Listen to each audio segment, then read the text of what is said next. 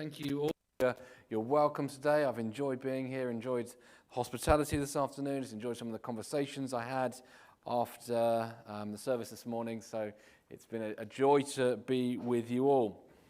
Now, just as we begin, I'm going to skip through the first few slides, and here we go. So the former Archbishop of Canterbury, Lord Carey, he wrote to MPs earlier this year to say that supporting assisted suicide is a profoundly Christian thing to do. Full quote is this: "It is profoundly Christian to do all we can to ensure nobody suffers against their wishes." And I think that sums up really well the well-meaning confusion in large parts of the church. Because as Christians, we can find ourselves in a strange position when it comes to assisted suicide. And that's because the other side, let's call it, the pro-assisted suicide lobby, they use a lot of words that Christians will often use. For example, assisted suicide is most often framed in terms of being a compassionate approach. And as Christians, we hear that and we want to say, compassion, yes, we love compassion. We're the people of compassion, and the arguments framed in terms of compassion, they pull at our heartstrings. Or, in other words, dignity.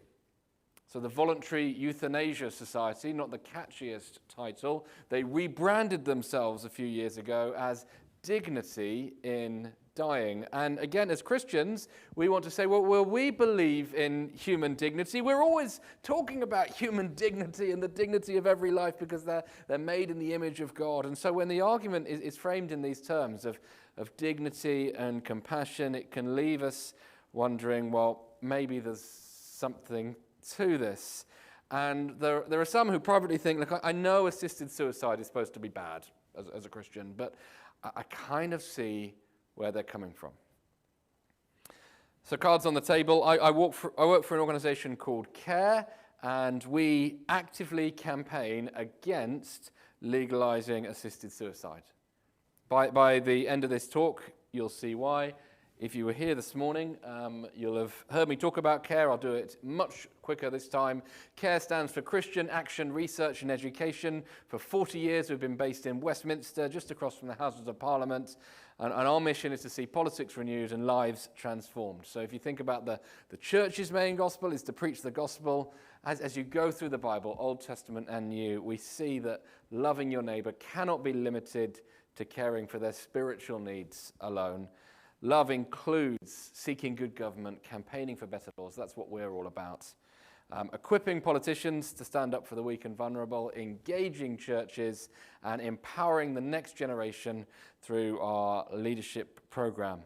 And we're all about truth and grace, salt and light. And if you want to find out more about CARE, come and chat to me afterwards. Before we go any further, it's kind of obvious, but I do want to say this talk covers sensitive issues of life and death, and pain and suffering. And it might bring up some very personal things. And my heart, it's not for issues, it's not for being on the right side of a topic, it's for people. And so if something comes up and you want to chat to me or to Matt, your pastor, or to one of your elders afterwards, please do so. Here's our roadmap for tonight. We're going to lay the groundwork. What are the definitions? What's the law? Then look at the argument in favor of assisted suicide. Then some biblical principles. Then the arguments against before we land the plane by thinking, well, what can we do? And then we can look forward to questions afterwards. And just to say, I love questions, and I'll be very disappointed if I don't get lots and lots of questions. So please feel free to ask anything you want about assisted suicide. So let's get going with the most exciting part, which is definitions. Actually, this is really important, because often what happens is there can be a blurring of language, deliberate ambiguity, and words can be used to obscure the reality of what's going on. So let's get a few terms clear. Start with the first one, mercy killing. And that is when somebody kills another person to end their suffering. The word mercy is in there because there's compassionate motives, but that obscures the fact that it is still committing murder, or at the very least, manslaughter. Even with the person's consent, even if they're asking you to do it. There's an example you might have seen in the news over the summer, the case of David Hunter. He was a coal miner from Northumberland. He'd been married to his wife Janice for 56 years. They retired, they moved to Cyprus, and she became increasingly unwell. She had blood cancer, she was in a great deal of pain. Her life was just becoming more and more diminished, and for a long period of time she just wanted to die, wanted her suffering to be ended, and she begged him repeatedly to put her out of her misery. And so in 2021, that's what he did. He smothered her with a pillow at her request. He tried to kill himself. He was unsuccessful. He was initially convicted in Cyprus of murder. It was later reduced to manslaughter. But either way, that's an example of mercy killing. It's driven by a desire to end suffering, but it is still killing. Euthanasia is the next word. It literally means good death from the Greek. A doctor, in this case, will administer an injection which contains a lethal dose of barbiturates. Basically, barbiturates are like sedatives. They're used in anesthesia, but if you give a high enough dose, it has the effect of putting the patient into a coma, bringing about a swift death. And it's framed as better than mercy killing because it's more clinical, but it is still an intentional act that takes someone's life. And in the UK, it is still illegal. It's still murder or manslaughter. Next up is assisted suicide, and this is kind of a step down again, if you like. It's where the doctor gives the lethal drug to the patient, but then the patient administers it themselves. So the doctor's one step removed, but still heavily involved. That's also illegal in this country. And then the next one, assisted dying. Assisted dying is a phrase used by a lot of people campaigning for the law to be changed. They say it differs from assisted suicide in that it's down to if you're dying anyway. Say you've got a terminal illness, less than 6 months to live, something like that. But in law and in practice, it's the same as assisted suicide. It's the same act. That the medic gives the drug to the patient with the intention that the patient will then take the drug to end his or her life. So assisted dying is just another form of assisted suicide.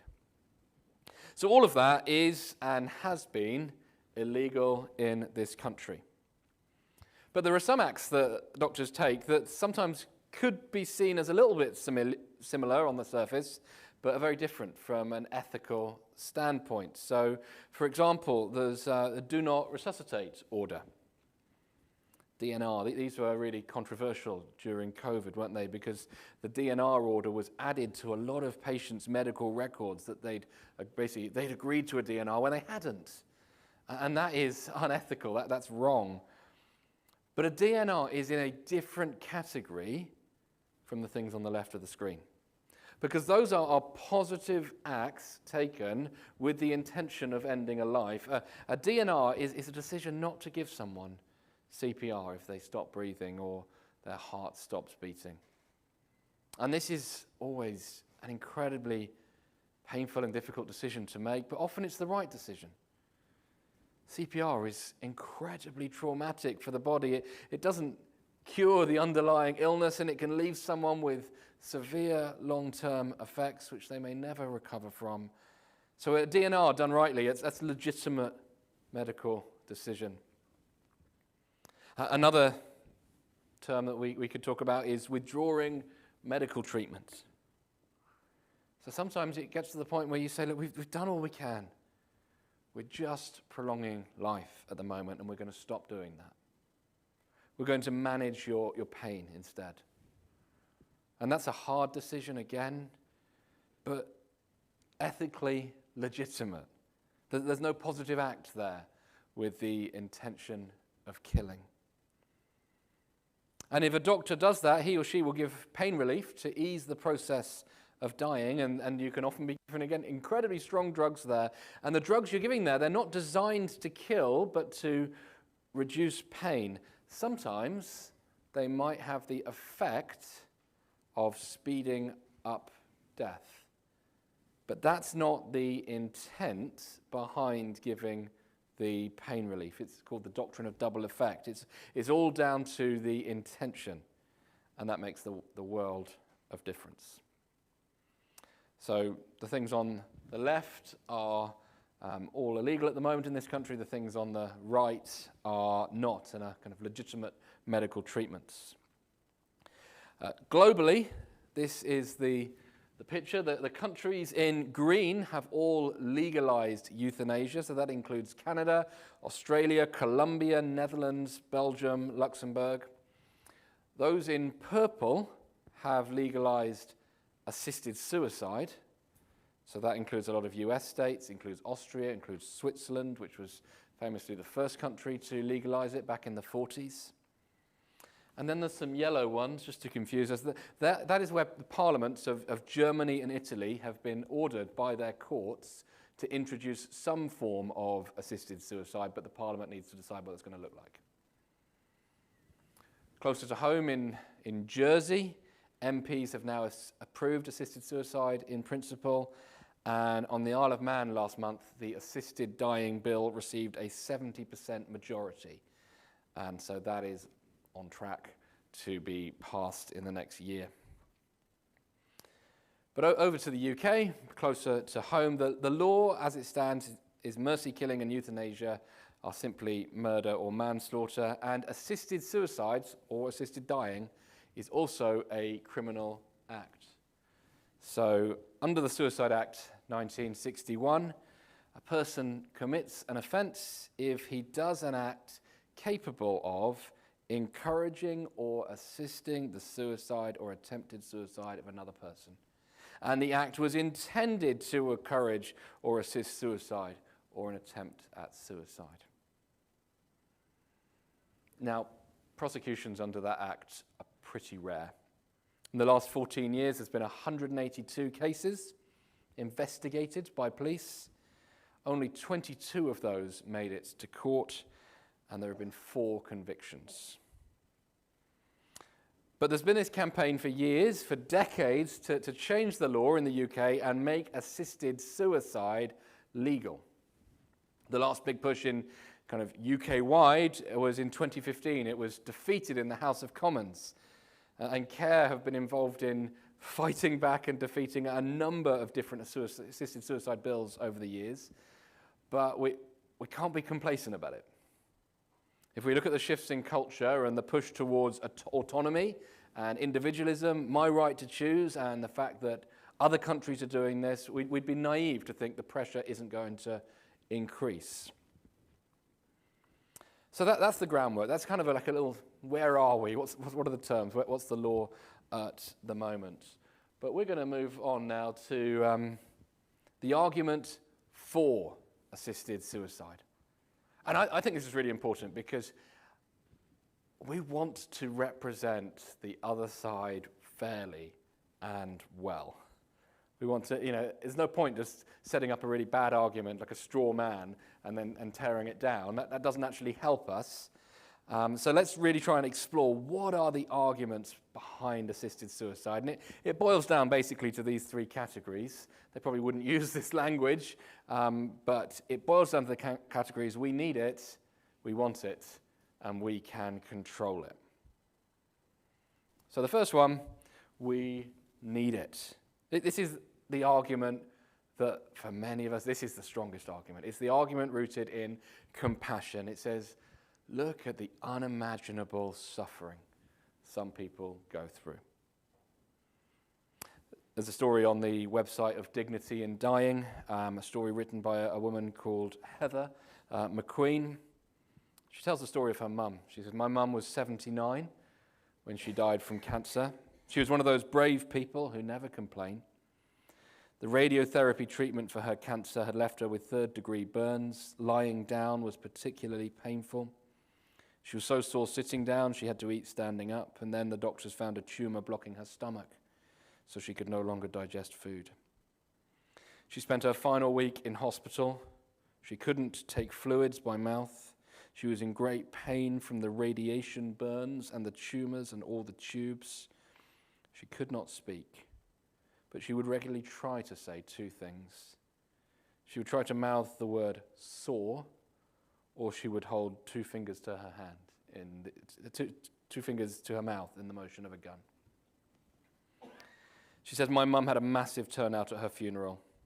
Almost everyone who contacted me afterwards said what a kind and funny person she was. She had a great life and an absolutely horrible death. So this strand of the argument says, look at the incredible suffering that some people endure. And they rightly want to alleviate, to end that suffering. There's no medical treatment, it's only getting worse. We could end this suffering. In the name of compassion, we need this law to change. It's argument number one. Argument number two is the autonomy argument. Just for shorthand, we call it we want it. But it's the argument based on autonomy. Why shouldn't we be able to choose when we die? So to quote the poem Invictus, I am the master of my fate. I am the captain of my soul. Yeah, many people say, look, I don't believe in God. Who are you with your religious objections to deny me the right to end my life in the time and way of my choosing? Or Sir Patrick Stewart, patron for the lobby group Dignity in Dying, says, we have no control over how we arrive in the world, but at the end of life we should have control over how we leave it. Debbie Purdy, a lady who was diagnosed with progressive MS at the age of just 31. I love my life, but I have always been a fiercely independent woman, and I want to have a choice about how and when I die. And all of this is really rooted in J.S. Mill from the Enlightenment. My daughter's studying philosophy at the moment at college, and she's reading all sorts of J.S. Mill stuff. But basically, he says, the only purpose for which power can be rightfully exercised over any member of a civilized community against his will is to prevent harm to others. Over himself, over his body and mind, the individual is sovereign. So that's the we want it argument. We want it. We should be allowed to have it. And the third argument is we can control it. And slightly less catchy, the public policy argument. See, campaigners are realistic. They say we recognize that this is something that could be open to abuse if we don't do it properly. We've heard some of the stories from other nations, but we've got the right safeguards. If we do this our way, the law will never be abused or misused. So we can control it if we do this right. So we need it, we want it, and we can control it. Let's just take a moment to acknowledge the strength of these arguments in today's world. And that first one, the we need it, the compassion argument, it's so powerful because who wants to be on the other side of that? Who wants to be the one saying, no, we don't want to reduce suffering? And looking someone in the eye, either for themselves or for a loved one who's begging for the law change and saying no, is really hard. And if the third argument is true, that we can do it safely, then why shouldn't we allow it? You think, why would my morality stop others from having what they want?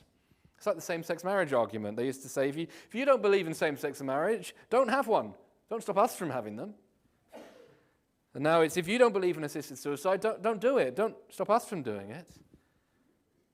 Yeah, it's live and let live, except it's not quite. It's live and let die. And as Christians, sometimes we can think, oh, okay, maybe you're right. After all, I don't want to impose my morality on you. But here's the thing. No, we don't want to impose morality, but we do want to love our neighbour. So before we go, we'll come back to each of those three and look at where they fall short a little bit. But before we do that, what I want to do is just bring in a few biblical principles so we can see what God is saying to us on this issue. So I've got three principles that I'll just talk about for a few minutes. I don't think there's anything particularly groundbreaking here, but it's so helpful for us to remember what are the key principles from the Bible. The first one is life is valuable. As humans, we are made in the image of God. That's the most incredible truth. Genesis 1:27, God created mankind in his own image. In the image of God, he created them. Male and female, he created them. And we are like God in a way that is true of no other animal. And we reflect his glory in a way that not even the stars or the planets are able to. Even the most glorious nebula seen through the most advanced telescope is nothing compared to you and me. We have an inherent dignity that comes from being made in the image of God, and an inherent value of every life. And in Genesis 9, it's because we are made in the image of God that taking a human life is such a somber and serious act. So Genesis 9:6. It says, whoever sheds human blood, by humans shall their blood be shed. So that seems to be introducing some form of capital punishment.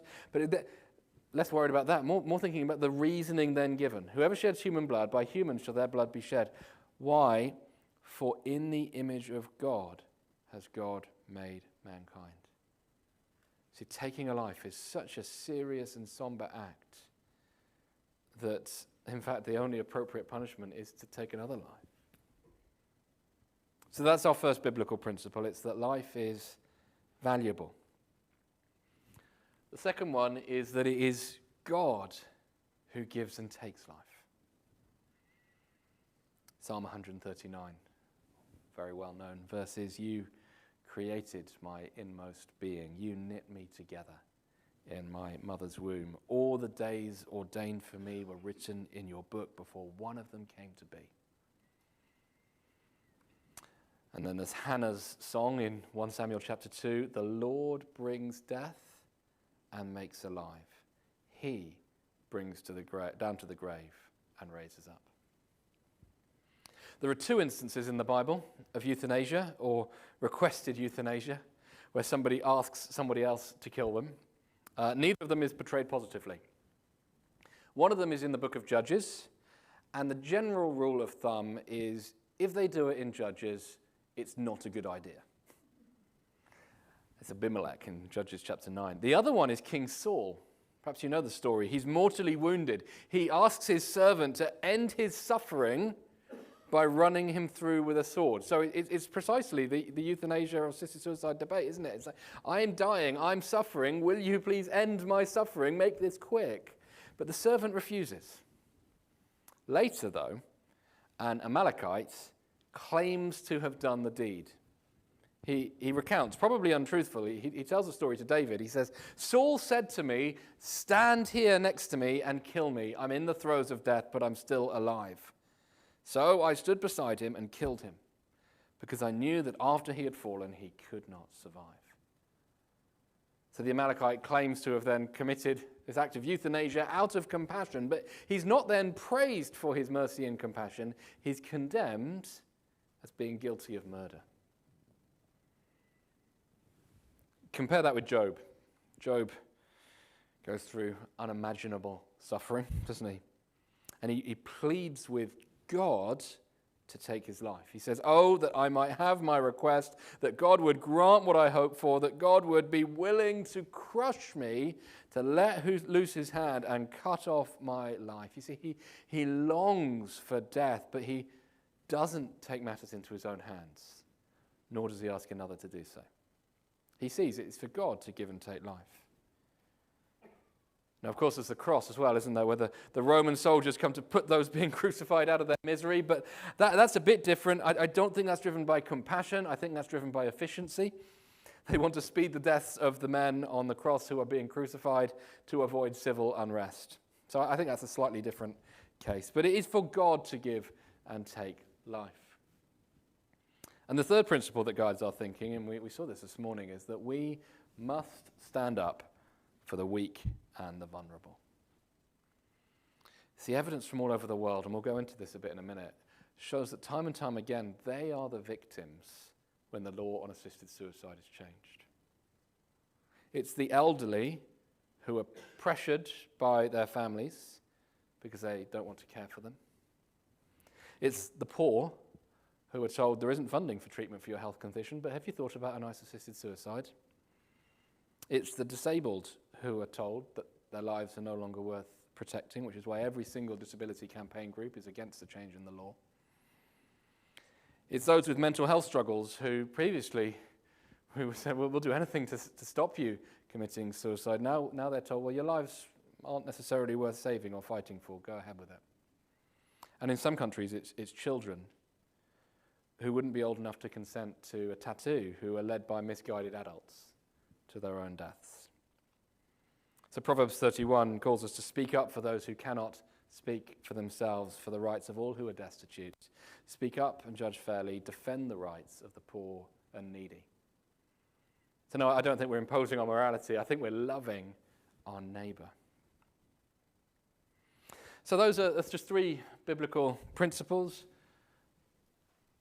Let's jump on. It's good that we understand the biblical principles, actually, and that we're ready to argue them, but it's not always the best approach. Sometimes it is. Sometimes you want to be able to talk about these 3. So I'll go back and explain to people life's valuable, God gives and takes life. We've got to stand up for the poor and the weak and the oppressed. But sometimes, actually, that's not, it's just another religious nut arguing about the Bible. I don't believe the Bible, not interested. And it's about knowing your audience, I think. So another approach is actually to look at those 3 categories of arguments and unravel them a little bit. So we need it, we want it, we can control it. So let's just take a few minutes just to do that. I hope you're staying with me, staying awake. First one, we can control it. We can't. Slippery slope arguments get a really bad reputation. They actually can be quite solid arguments if they're used rightly. And what you've got to explore is there a logical connection between point A and point B on the argument? Is there a logical difference between someone who's going to die in 6 months or 3 years? What happens when the court case is brought by the person who falls just outside the rules, who has a horrific lifelong condition maybe, but it's not terminal? Once the door's been opened, the court is going to find it really difficult to say, no, this is just, this is fair, because you're excluded. They're going to say, well, if the law's opened the door, you should be included as well. And in every country which has legalized assisted suicide, the criteria go out over time. It starts out with 6 months to live, terminal condition. And it goes on to unbearable suffering, which really can be defined however you like. And it goes on to no life-threatening illness even. In Canada, it's no longer just for people with terminal illnesses. It was legalized in Canada in 2016. Now it's any significant disability or disease, even if not life-threatening. But even as the criteria have gone out in Canada, public support has grown for it to go out further. There's now popular support in Canada for homelessness and drug addiction becoming new criteria. In the Netherlands, the law started with having an incurable illness. Now people have been euthanized because of loneliness, which causes them mental suffering. And in the news a couple of weeks ago, 5 people were euthanized in the Netherlands for the sole factor of having autism. So that there's going to be expansion of the criteria because any limits, by their very nature, are arbitrary. And I think there's an institutional arrogance that says, we won't be like that, we'll get better safeguards in place than all the other nations before us. So the criteria go out, the age goes down. This is less inevitable. It doesn't happen everywhere, and it differs from nation to nation, but in many nations the age has gone down to the point where in the Netherlands the legal limit for euthanasia is 1 year old. And in Belgium there is no lower limit. Age goes down and numbers go up year on year. More and more people access it. Canada, in the first year, it was 1,018 people. Just 5 years later, it was 10 times that, 10,064. We can't control it. It is like Pandora's box when you open it. The next argument was we want it, and what I want to say here is wanting it isn't enough. The decisions we make impact others, don't they? It's not just between me and my doctor. No man is an island. And there are all sorts of unintended consequences that affect people's lives if you open this door. And that's what it's about. It's not about abstract legal debates. It's about people and people's lives. And these are some of the consequences that have been seen in every other country that's legalized it. So the first one is it changes the nature of healthcare. So John Wyatt, many of you will know John Wyatt. He's like the premier Christian ethicist in the UK on issues of life and death and medical ethics and all sorts of things. He's written what he calls the first rule of health economics, which is the cheapest patient is a dead patient. And he says there's been a shift in the last few days. If you go back a few decades, I think I said days, I meant decades. If you go back a few decades, under the old kind of paternalism, he calls it, he says the allocation and distribution of healthcare was controlled by the medical profession. So if you wanted access to a new treatment, that was the gatekeepers were the doctors or the nurses or whoever else. In the new paternalism, in the modern world, it is controlled by health economists. The access to treatment is now very much determined by can it be afforded. And research has been done on how much the NHS would save if assisted suicides were legal. And if you add that to the current political debates about the NHS, you can see why that would be attractive to many to save the NHS money. And you could, and many people would, get told, well, we can't fund your treatment, but have you thought about assisted suicide? Treatment is almost always more costly than killing.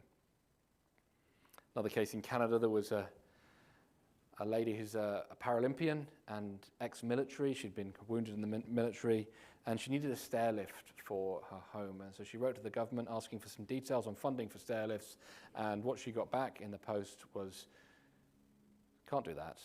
Have you thought about assisted suicide? And so there are times when treatment can't be funded, but assisted suicide can. And I don't mean to be kind of morbid, but in that world, how comfortable would you be with your elderly relatives visiting the doctor without you by their side? In Belgium, there was an incident where a woman in her 60s was euthanized because she was struggling with depression. The first her children heard anything about it was when the hospital called to ask what they wanted them to do with her remains. So it changes our relationship with healthcare. It changes our view of mental health. See, in every country, again, where assisted suicide or euthanasia have been legalized, other suicides have also increased. So we generally say, rightly, as a society, we want to reduce the number of people taking their own lives. And we commend the brave people who will often risk everything to save someone trying to harm themselves. And in recent decades, there's been a wonderful increase in funding for mental health services because we recognize that people need support in those dark times. This changes that. I know people who've been through suicidal times. I'm sure you do as well. And some of my friends have been at the stage where if assisted suicide was available, they would have taken it. Yet they're now through the worst and glad that the option was never there. And one of the arguments often used is, well, let's legalize assisted suicide because people are going to do it anyway, and this will at least they'll at least do this in a kind of a neat, clean, tidy way rather than causing trauma to others by jumping in front of a train or something. But in every country it becomes legal. Normal suicides don't go down. The other suicides also go up, because it changes our view of mental health. Changes our view of disability. I've touched on this already. All disability groups advocate against a change in the law because disability becomes a problem to be solved rather than people to be loved. And actually, astonishingly, this doesn't happen often, I found myself agreeing with Humza Yousaf, the First Minister in Scotland, head of the SNP. He recently came out to say he has grown in his opposition to assisted suicide. And he said it's because of meeting with disability groups, they persuaded him. Changes our relationship with the poor. You see, it's often the rich who are the campaigners here, and the poor are the victims. I keep coming back to examples from Canada. I think it's because it's a country that's not dissimilar from ours and just a few years ahead in some respects. There's a Canadian doctor. She's publicly spoken about having killed 400 people legally through euthanasia. But about one of them, she said about this person, she didn't want to die, but she was suffering terribly and had maxed out all her credit cards. She had no other option. And it sounds so brutal when you put it like this, but effectively it boils down to kill the poor rather than love them. And it shifts an entire society's attitudes, not just the odd doctor. So now, if you look at Canadians under the age of 35, nearly half of them, as I've said, think poverty and homelessness should be grounds for assisted suicide. And there was a headline in the news in The Spectator last year, "Why is Canada euthanizing the poor?" Changes our view of ourselves. I wonder how many people have been told by an elderly relative, "I don't want to be a burden." I wonder how many of you have said that yourself, "I don't want to be a burden." Now people are being given the option, you don't have to be a burden. In the state of Oregon in the US, 50% of people who choose to kill themselves give perceiving self as a burden to others as one of their reasons. Half the people doing it in Oregon, it's because they don't want to be a burden. But we come into the world as burdens. We leave the world as burdens. At various times in our lives, we bear one another's burdens. Let us just once and for all ditch the phrase, "I don't want to be a burden," and rather do everything we can to avoid becoming a society where someone chooses to die rather than being a burden to their relatives.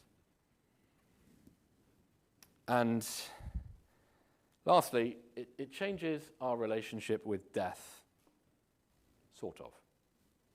I say sort of. Only Jesus changes our relationship with death.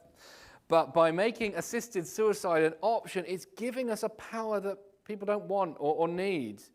It increases our existential anguish about what we should do. As a French philosopher, René Girard, he said, "The experience of death is going to get more and more painful. Euthanasia will make it more painful because it will put the emphasis on personal decision in a way which was blissfully alien to the whole problem of dying in former times.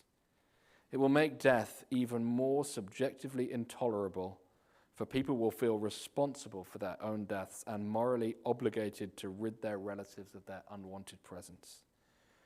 Euthanasia will intensify all the problems it claims to solve." So some people wanting it, particularly rich campaigners wanting it, it's not enough to fundamentally change all those things. They're all the unintended consequences.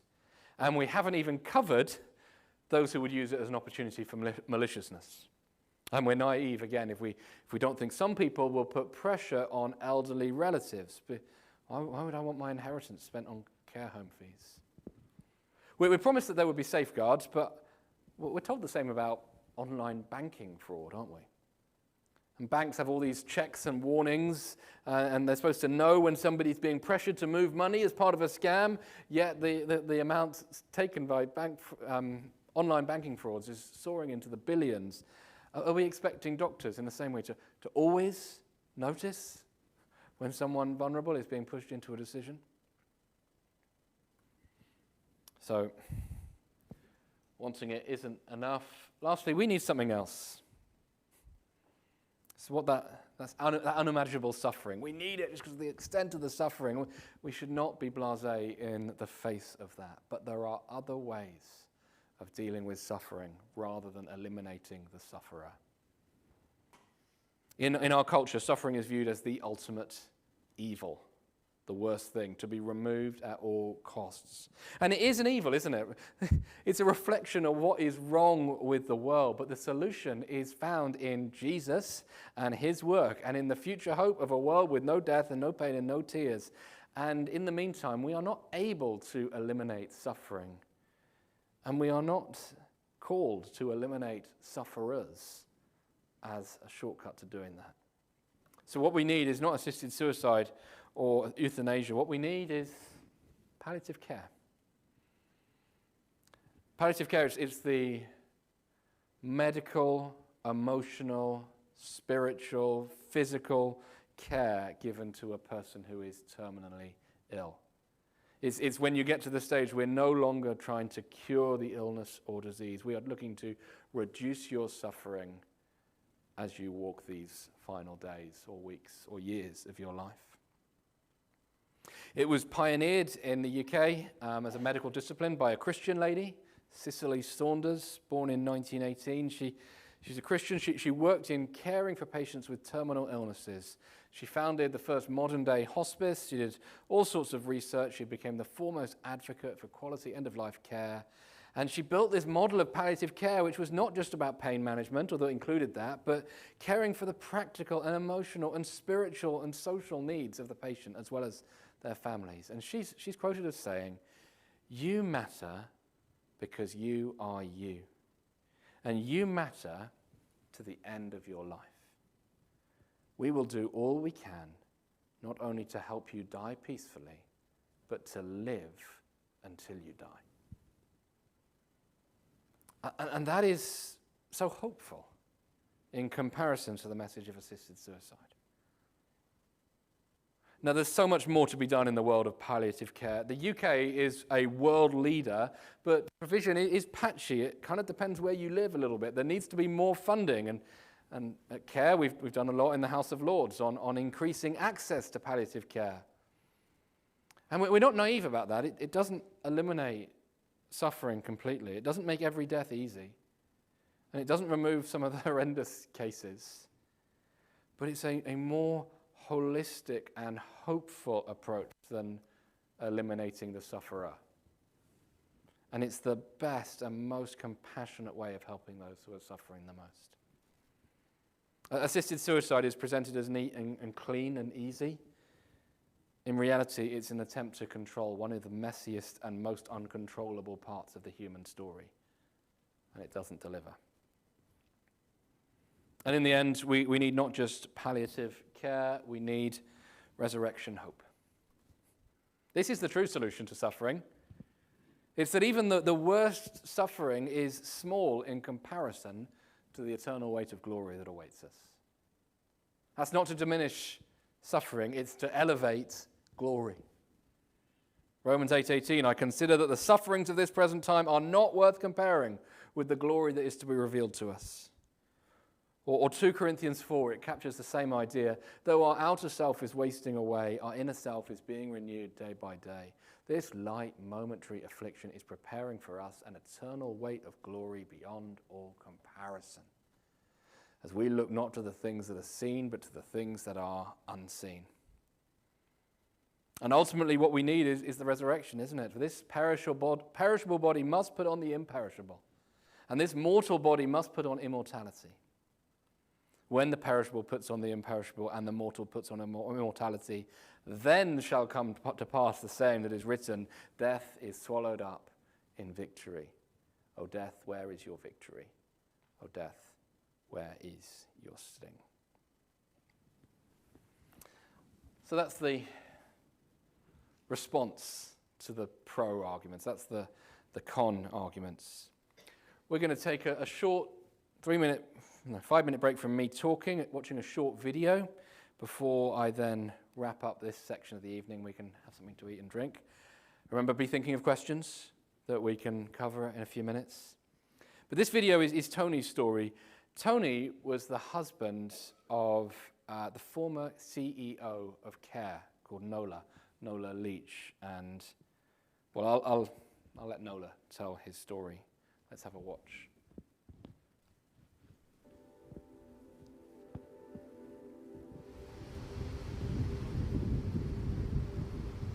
Tony and I met when we were at college together. We were both studying at what was then the London Bible College, and we became very, very close friends. And then our relationship developed from that. The thing that first drew me to him, actually, was his kindness. He was incredibly kind.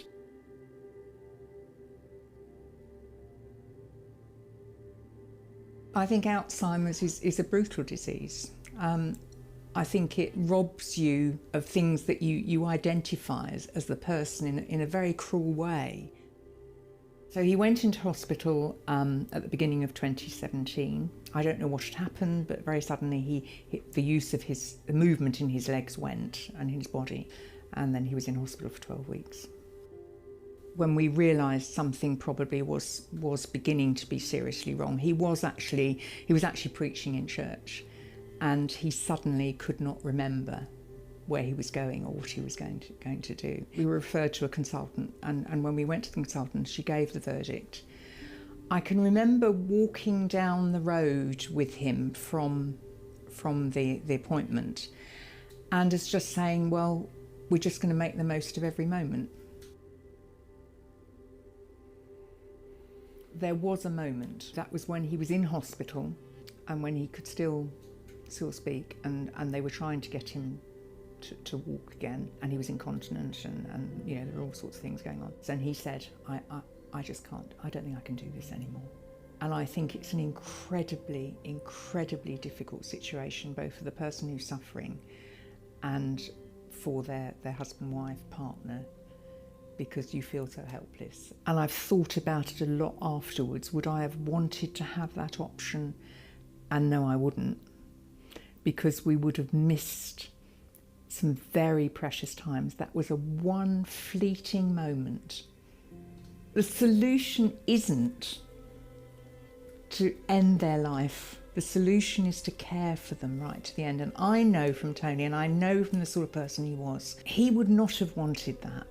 And he was able to have a good end. And I would want that for everybody. And in fact, in the time that followed, he was able to be with his family, his children, his grandchildren, who all came to see him quite often. And he knew they were there. In fact, I was talking to my granddaughter just the other week, and she said, you know, I can remember him turning and smiling at me. Grandma, he did smile at me. He had missed that. I have no doubt, even in the situation he was still the Tony I married. And speaking as a Christian, you know, his identity was in Christ. He was still that person.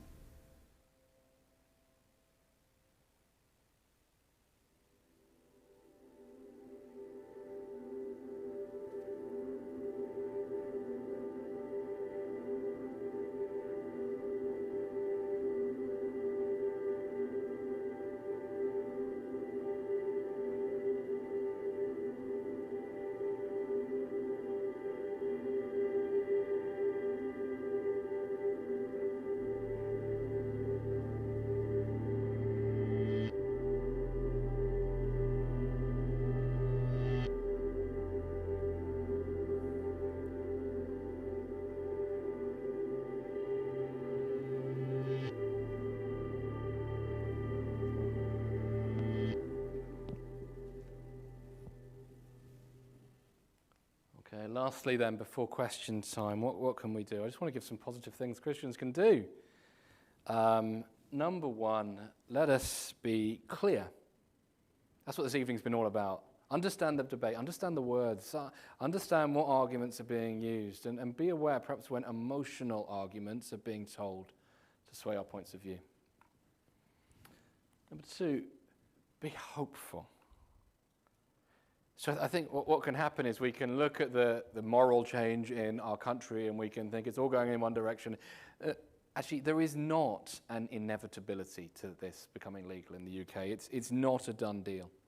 When it last came before the House of Commons in 2015, it was resoundingly defeated. And a lot of MPs testified, look, I had planned on voting one way, and I heard either, some of them were saying, hearing the arguments from letters from my constituents, and others said, look, even the arguments I heard in the House of Commons on the day changed my mind, so I changed my vote. There are more and more signs in our society of a kind of a progressive overreach, if you like. There are more and more warning signs from other nations that have done this. We've talked about a lot of those tonight. Be hopeful. This is not a done deal. Be praying. Lots of you have seen the prayer resources in the back table already. 10 ways to pray for the end of life is one of them. I've got copies at the back. Do take some. Be praying. be partners with us at CARE. I talked this morning about partnering with CARE for the long haul. It's a really big step. It makes a difference. It can be financial. It really doesn't have to be. Sign up to our mailing list. Stay up to date. Pray with us. That would be wonderful. Be proactive. Write to your MP when the time comes. Write graciously and clearly and persuasively. Many MPs are surprisingly open to discussion and debate on this topic. But most importantly, finally, it's be loving. So we talked tonight about it's not just being against something, it's being for something.